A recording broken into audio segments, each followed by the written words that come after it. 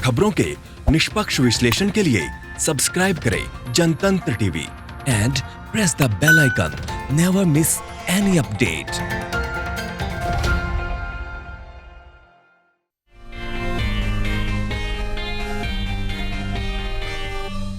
देश की तस्वीर को दिखाने के लिए आज मैं आ गया हूं दिल्ली से 500 किलोमीटर दूर उत्तर प्रदेश की राजधानी और नवाबों के शहर लखनऊ में।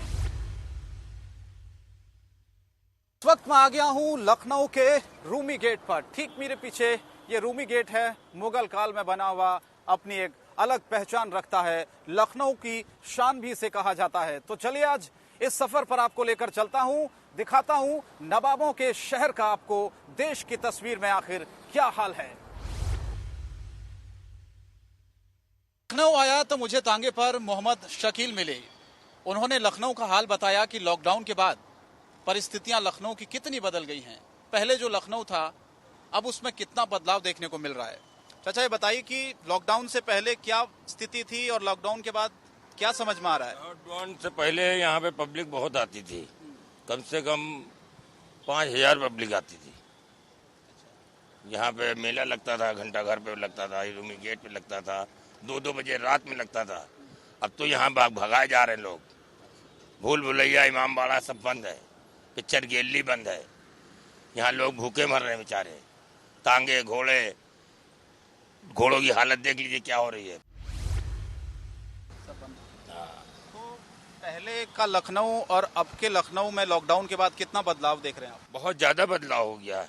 तो शमशान घाट हो रहा है यहाँ शासन होता है। अब तो पब्लिक बहुत चलने लगी है। जब से ढील डाली गई है तो थोड़ी बहुत पब्लिक दिख रही तुमको, नहीं पब्लिक भी नहीं दिखती है। पूछ नहीं रहा कोई, जल्दी बैठ नहीं रहा सवारी, बाहर का आदमी नहीं आ रहा बिल्कुल। शकील थे, देखिए आप परिस्थितियां लॉकडाउन ने कितनी ज्यादा बदल दी है। ये सिर्फ दिल्ली का हाल नहीं, दिल्ली का हाल मैंने आपको बहुत दिखाया होगा। ये उत्तर प्रदेश का हाल है, ये नवाबों के शहर का हाल है। पहले जो चहल पहल हुआ करती थी, पहले जो लोग यहाँ पर खुश रहते थे, उनके चेहरे मुस्कुराए हुए हैं, क्योंकि परिस्थितियां लॉकडाउन ने लखनऊ में यानी कि नवाबों के शहर में भी कुछ बदली सी कर दी हैं। और इसीलिए इस लॉकडाउन का असर नवाबों के शहर पर कितना है आज मैं आपको बता रहा हूँ। चलिए कुछ और जगहों पर चलते हैं। और नवाबों का शहर है लखनऊ, तहजीब का शहर भी कहते हैं लखनऊ को। मैं इस वक्त लखनऊ में आ गया हूं टुंडे कबाब की इस दुकान पर। 110 साल पुरानी टुंडे कबाब की ये दुकान है।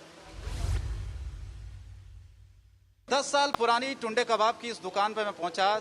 जीशान मेरे को यहाँ पर मिले हैं, वो बताएंगे थोड़ा सा इस दुकान के बारे में।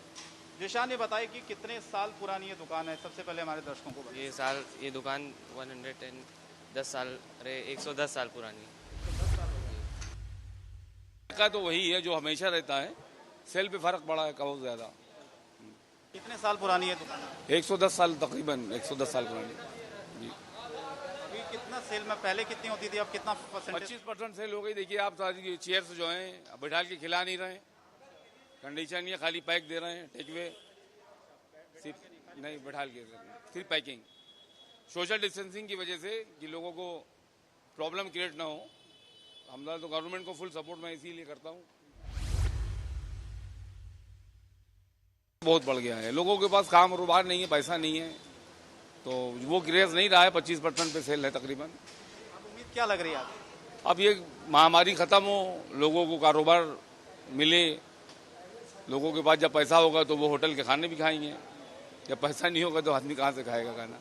बात तो ये है। 110 साल पुरानी ये दुकान आप देख रहे होंगे, यहाँ पर खाने की व्यवस्था बंद की गई है इस वजह से, क्योंकि कोरोना वायरस की वजह से। लेकिन पैकिंग यहाँ पर अभी भी लोग आते हैं, क्योंकि जायका वही है लेकिन आमदनी में फर्क पड़ा है जाहिर तौर पर। फिर हाजी मुराद अली की है, इन्होंने ही इस दुकान की नींव रखी थी और एक छोटी सी दुकान टुंडे कबाब की हुआ करती थी। आज ये दुकान काफ़ी बड़ी हो गई है, संख्या बढ़ गई है, लोगों की संख्या बढ़ गई है, काम करने वालों की संख्या बढ़ गई है। लेकिन लॉकडाउन से पहले स्थिति सामान्य थी, लोग आते थे, दुकान पर अक्सर भीड़ हुआ करती थी। लेकिन अब स्थिति ये है कि लॉकडाउन ने जाहिर तौर पर एक बहुत बड़ा असर डाला है टुंडे कबाब के इस कारोबार पर भी। क्योंकि 110 साल ये पुरानी दुकान टुंडे कबाब की है पुराने लखनऊ में। लेकिन लोगों को खाने के पहले यहाँ पर आप जब भी आप आए होंगे यहाँ पर आपको बहुत ज़्यादा भीड़ दिखती होगी। अब आप ये देखिए कुर्सियाँ पूरी आपको खाली मिलेंगी यहाँ पर, क्योंकि बैठने की व्यवस्था अभी बंद की गई है कोविड-19 की महामारी को देखते हुए। इसीलिए जो लोग आते हैं वो पैकिंग कर कर वापस चले जाते हैं। लेकिन यहाँ पर लोग बैठकर जो पहले खाते थे, जो एक चहल पहल हुआ करती थी, वो चहल पहल अब आपको यहाँ पर नज़र नहीं आएगी। पहले दुकान पर भीड़ ज़्यादा होती थी, लेकिन अब आपको लोग हालांकि नज़र भी आएंगे। अभी आप देखिए कुछ लोग यहाँ पर आए हुए हैं पैकिंग कराने के लिए। कहाँ से आए हैं पैक कराने के लिए? दरगाह से। कितने साल से आ रहे हैं? भाई करीब वही 4-5 साल से आ रहे हैं। तो क्या क्या क्या खास है यहाँ पर जो आप आते हैं? भाई कबाब पराठे यहाँ के जी। बाकी भी तो टुंडे कबाब और जगह। जी भाई यहाँ का मजा ही कुछ और है। 7-8 साल हो गया जी। आप तो छोटे रहे होंगे जब ये 100 साल से पहले की दुकान है। कब से देख रहे हैं इस दुकान? यही मतलब ज़्यादा 4-5 साल से यहाँ पर आना हो रहा है। मतलब दोस्तों ने बताया तो मतलब जब टेस्ट देखा तो बहुत अच्छा लगा, तो फिर यही है कि फिर यहीं बुक कर लिया गया। मतलब यही एक फिक्स जगह है, यहीं पर यहीं खाना है, बाकी और कहीं नहीं जाना है। तो ये अच्छी बात है, यहीं खाना है, कहीं नहीं जाना। आप कहाँ से हैं भाई साहब? जी मैं लखनऊ से ही हूँ। लखनऊ से हैं जी क्या खास है इनके टुंडे कबाब? सर, खास यही है कि मतलब इनकी जो क्वालिटी है सबसे अच्छी है। हाँ, बेस्ट क्वालिटी है। देखिए आप जिस तरह से 110 साल पुरानी ये दुकान है पुराने लखनऊ में, अपनी एक अलग पहचान रखती है। हालांकि बैठने की व्यवस्था नहीं है, बावजूद उसके पैकिंग की व्यवस्था यहाँ पर की गई है। इसी भीड़ से आप अंदाज़ा लगा सकते हैं कि ये दुकान कितनी फेमस है और इसका जायका भी कितना शानदार और जानदार होगा। चलिए पर लेकर चलता हूँ टुंडे कबाब की दुकानों पर और दिखाता हूँ आपको कि लॉकडाउन ने टुंडे कबाब के जायके पर कितना असर डाला है। चलिए मेरे साथ। खबरों के निष्पक्ष विश्लेषण के लिए सब्सक्राइब करें Jantantra TV and press the bell icon. Never miss any update. कबाब के बाद चिकन कारीगरी पर भी लॉकडाउन ने लखनऊ में बहुत असर डाला है। मैं इस वक्त मौजूद हूं इस दुकान पर। 10 साल पुरानी ये दुकान है। तरह तरह के आपको यहाँ पर हैंडलूम आइटम मिल जाएंगे। लेकिन कितना फ़र्क पड़ा है इस लॉकडाउन के बाद, जानने की कोशिश मैं करता हूँ। ये बताइए कि लॉकडाउन से पहले और लॉकडाउन के बाद कितना फ़र्क हो? अरे समझिए रुपए का काम 4 आने हो गया, मतलब 54 पर काम रह गया। 75% काम खत्म हो गया। अब कस्टमर देखिए कहीं है ही, कोई कस्टमर दिख ही नहीं रहा। काम बिल्कुल कस्टमर ही नहीं है मार्केट में। आदमी डर के हमारे निकल नहीं रहा कि कोरोना ना हो जाए। कोरोना केस बढ़ते जा रहे हैं दिन पर दिन। फर्क पड़ गया। लॉकडाउन से पहले बहुत अच्छा कारोबार था। जब से लॉकडाउन लगा समझिए कारोबार ख़त्म हो गया है। कुछ है नहीं, कहाँ कस्टमर दिख रहा है, कोई है ही नहीं यहाँ। देखिए मार्केट में सब समझ लीजिए जो पूंजी बनी वही खाई जा रही है यहाँ। समझ लीजिए कि इस तरीके से काम चल रहा है। दुकान बंद कर दें तो वो ज़्यादा अच्छा है। देखिए दुकान खोल लें तो उससे ज़्यादा जेब से खर्चा जा रहा है। ये स्टाफ का खर्चा नहीं निकल रहा है। दुकान बिजली का बिल नहीं निकल पा रहा है। अगर ये रेंट पे हो, किराए की दुकान हो, तो हम लोग दुकान बंद करके अब तक के अपने घर चले जाएं।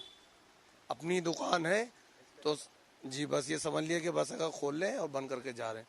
मार्केट में कोई कस्टमर नहीं है यहाँ पे। नया माल तैयार कर रहे हैं और पुराना हुआ जा रहा है। सेल में कितना फ़र्क पड़ा? सेल में समझ लिए 80% का फर्क पड़ा। 20% बढ़ सकी सेल।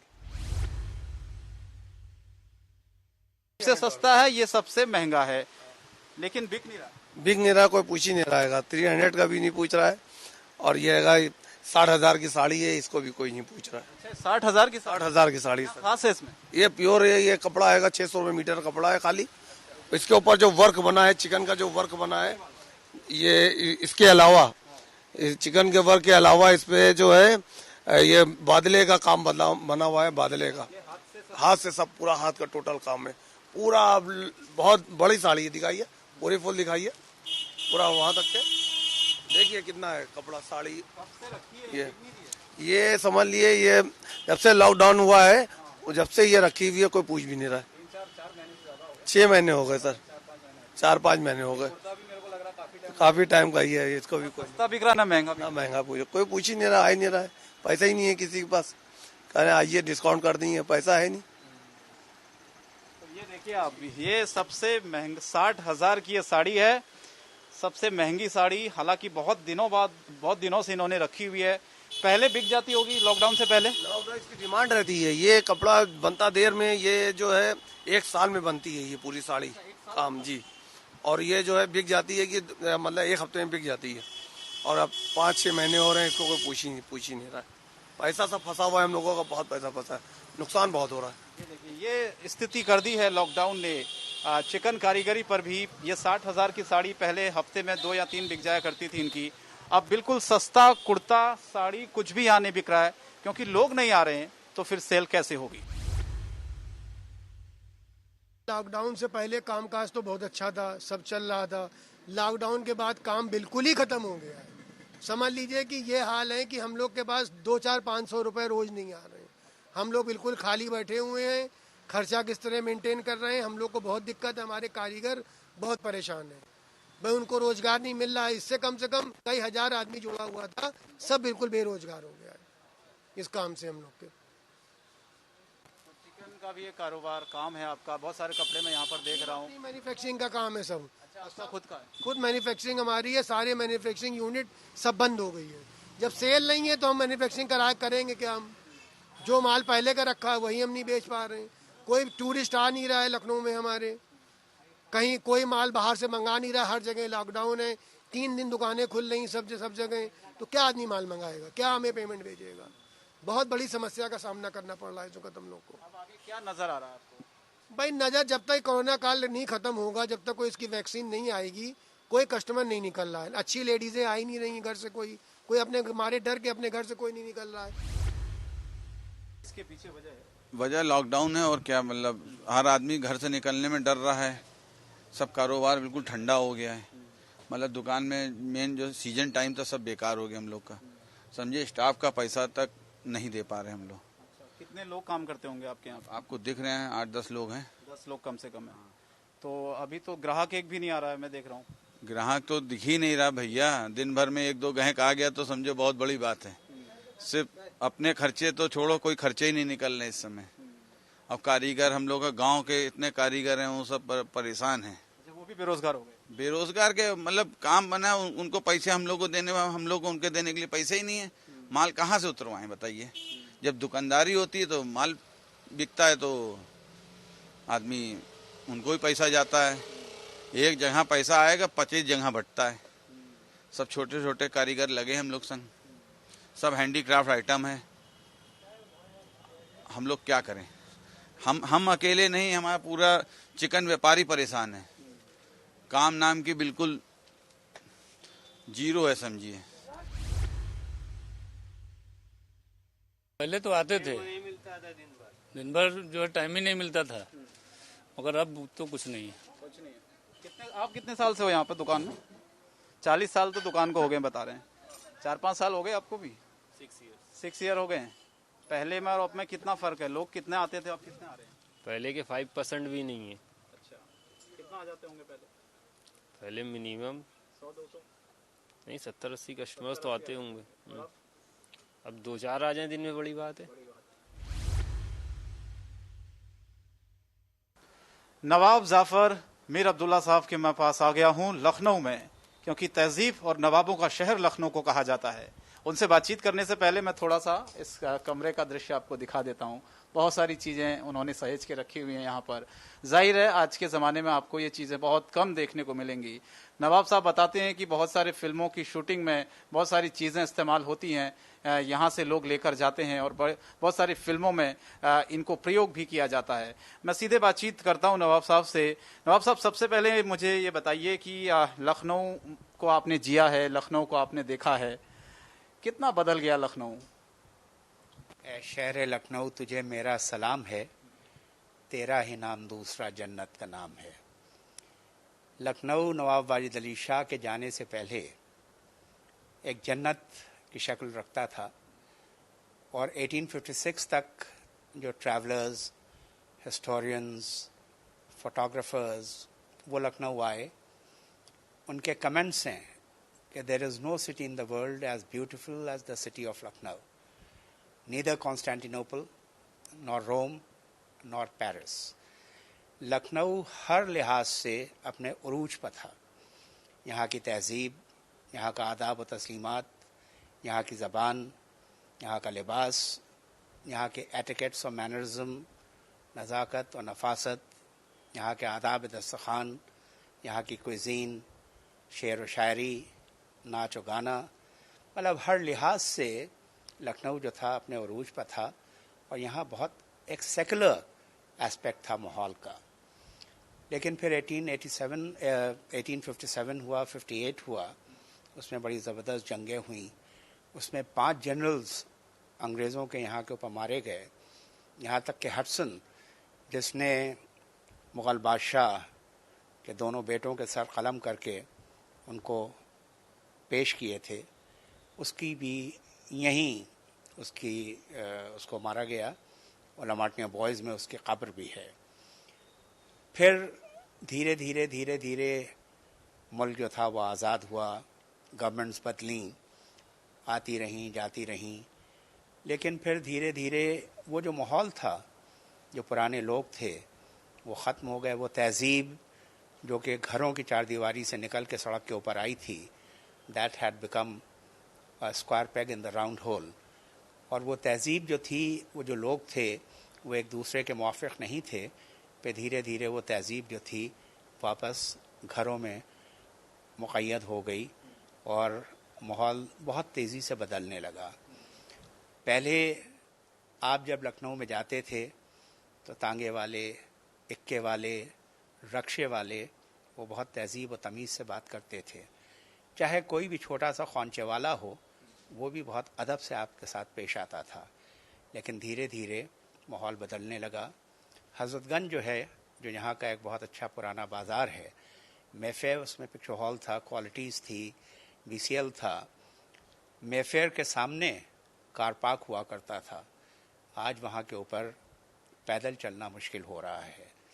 फिर डेवलपमेंट शुरू हुए, मॉडर्नाइजेशन शुरू हुआ और लखनऊ बहुत तब्दील हो गया। और अब तो ये कहा जा सकता है कि लखनऊ जो है ये एक बड़े शहरों में इसका शुमार है। लेकिन हम लोगों को बहुत खलता है कि जो वो तहज़ीब, वो ज़बान, वो लिबास, वो बड़ों का अदब, वो बड़ों का बच्चों के साथ एक रवैया, लेडीज़ की इज़्ज़त, वो देखने को अब बहुत कम मिलती है। अबे और तबे होने लगा है, गाली और गलौज होने लगी है और बात के ऊपर लोग जो है वो रैश होते जाते हैं। वो टॉलरेंस नहीं रहा है। एक ज़माना वो था कि जब यहाँ पर मुसलमानों ने मंदिर बनवाए, हिंदुओं ने मस्जिदें, इमामबाड़े और रोज़े तामीर करवाए। और यही वजह है कि लखनऊ के बारे में हम लोगों को फ़ख्र है कि आज तक यहाँ पर कोई कॉमनल राइट नहीं हुआ है। एक दूसरे से मिलजुल कर लोग रहते हैं। उसकी वजह यह है कि जब यहाँ नवाबीन अवध और शाहान अवध की एक हुकूमत कायम हुई तो उनके बेसिक फंडामेंटल्स थे। पहला उनका फंडामेंटल ये था ह्यूमैनिटी, इंसानियत, कि इंसान को इंसान के साथ इंसानियत से पेश आना चाहिए और उसकी इज़्ज़त करना चाहिए। दूसरा था अदल, इंसाफ और जस्टिस, यानी किसी के साथ नाइंसाफ़ी ना हो और हर एक के साथ इंसाफ हो, चाहे वो किसी मज़हब व मिल्लत का हो, चाहे वो किस स्टेटस का हो। और तीसरा था सेकुलरिज्म, यानी हर मज़हब की और हर मज़हब के मानने वालों के सेंटिमेंट्स की इज़्ज़त करना चाहिए, एक दूसरे की रिस्पेक्ट करना चाहिए। और यही वजह रही कि यहाँ के जो ट्रेडिशंस हैं, हिंदू और मुसलमान मिलजुल के सब मनाते रहे और आज भी मनाते हैं। यहाँ पर हिंदू अज़ादार भी हैं और हम लोग एक दूसरे से मिलजुल के रहते हैं। का संदेश है। थोड़ा सा नवाब साहब इसके बारे में बताइए। बहुत सारी चीज़ें आपने सहेज के रखी हुई हैं, कब से आपने इन चीज़ों को रखा हुआ है और कोई ख़ास मकसद इनका रखने का? देखिए, पहले ज़माने में तो ये इंसान का मिजाज होता था और शौक़ होता था और अपनी हैसियत के हिसाब से इंसान अपने घर और अपने महल सजाते थे। और जाहिर है कि उस ज़माने में जो बादशाह थे, जो नवाबीन थे, रजवाड़े थे, उनके महल और उनकी हवेलियाँ तो बहुत ही आरास्ता रहती थीं। लेकिन 1857-58 के बाद लखनऊ काफ़ी उजड़ गया, लेकिन फिर भी कुछ घराने ऐसे रहे कि जिनका शौक़ जो था वो बरकरार रहा और हमारे ग्रैंडफादर, हमारे फादर और हम लोग सब इन चीज़ों से बहुत दिलचस्पी रखते हैं। जाते जाते नवाब साहब मैं चाहूँगा शायरी से अगर आप 2 पंक्तियों से अपनी बात को आप खत्म करना चाहें तो कुछ। खुदा आबाद रखे लखनऊ फिर भी गनीमत है, नज़र कोई न कोई अच्छी सूरत आ ही जाती है। ये एक पन की तरह सूरत का इस्तेमाल किया गया है कि ऑल्टरनेटिव, अगर कोई प्रॉब्लम है उसको ऑल्टरनेटिव लखनऊ देता है। और सूरत और शक्ल की भी इसमें बात है कि यहाँ के ऊपर आपको अच्छे चेहरे भी नज़र आते हैं जिनको देख के दिल खुश हो। और ये वो शहर है, शहर निगारां कहें जिसे, गुलदस्ते खिरा में बहारां कहें जिसे। लखनऊ अपनी एक हैसियत रखता है। अभी भी अगर आप हिंदुस्तान के शहरों में अगर देखें तो यहाँ पर जो इमोशनल कोशेंट है वो सबसे बेहतर लखनऊ का है कि दोस्त अहबाब, अजीज़ और क़ारिब बहुत सुकून और चैन से यहाँ लखनऊ में जितने भी बुरे हालात हो जाएं उसमें कम से कम सुकून से रहते हैं। और लखनऊ इतना खूबसूरत एक शहर है, यहाँ पर लिटरेरी बहुत फैसिलिटीज़ हैं और अब काफ़ी कॉमर्शियली भी डेवलप कर रहा है, तो रहने के लिए भी बहुत अच्छा है, सुकून के लिहाज से भी बहुत अच्छा है। बहुत बहुत धन्यवाद नवाब साहब हमसे बातचीत करने के लिए। तो किस तरह से लखनऊ बदला, उन्होंने बदलते हुए देखा, पहले और अब के लखनऊ में कितना बदलाव आया, कोरोना से पहले क्या स्थिति थी और कोरोना के बाद क्या स्थिति है लखनऊ की। बहुत कुछ बदला, लेकिन एक चीज़ नहीं बदली लखनऊ की, जो तहजीब है लखनऊ की, आज भी आपको हर गली, हर मोहल्ले, हर जगह आपको ये तहजीब जरूर देखने को मिलेगी। कैमरा पर्सन रोशन के साथ लखनऊ से मैं शंकर दत्त पंत, जनतंत्र टीवी। खबरों के निष्पक्ष विश्लेषण के लिए सब्सक्राइब करें Jantantra TV and press the bell icon. Never miss any update.